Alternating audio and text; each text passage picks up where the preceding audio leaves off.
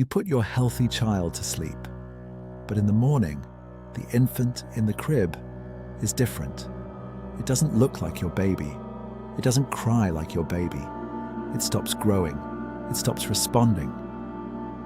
According to centuries of European folklore, the horrifying truth was simple. Your child had been stolen in the night by fairies, and they left this thing in its place. They called it the Changeling. But the real horror wasn't supernatural. It was a tragedy hiding in plain sight. What real human fear created this monster? Across Celtic, Germanic, and Nordic cultures, the fear of the Changeling was absolute. Folklore warned parents never to leave a baby unattended, never to boast about a child's beauty, and to keep iron near the cradle. If a fairy or troll coveted a human infant, they would swap it for one of their own, an ancient, withered creature disguised as a baby. The signs were specific: a sudden change in physical appearance, a failure to thrive, unexpected crying, or a child who suddenly stopped speaking and withdrew into their own world. For centuries, families believed that the stranger in their home was a demonic imposter. This belief was not just a harmless ghost story. It was a terrifying reality that dictated human behavior. When a family was convinced they harbored a changeling, the folklore demanded brutal action. To force the fairies to return the real child, the imposter had to be tortured. Historical records tell chilling stories of infants being left in freezing forests, submerged in rivers, or held over fires.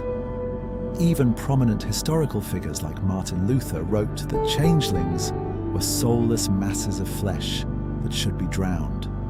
The myth provided a supernatural excuse to abandon those who were different, but the fairies never came because there was no magic involved.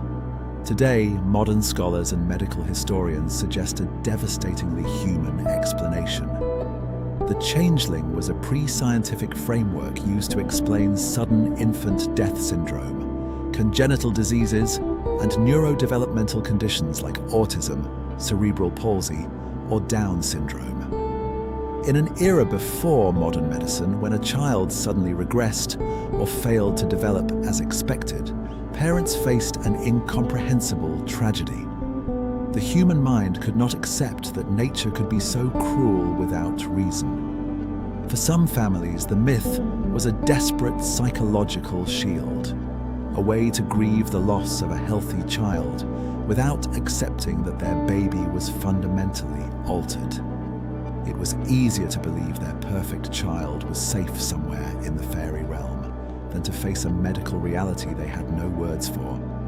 But while the myth offered false comfort to grieving parents, it became a tragic death sentence for the disabled children left behind.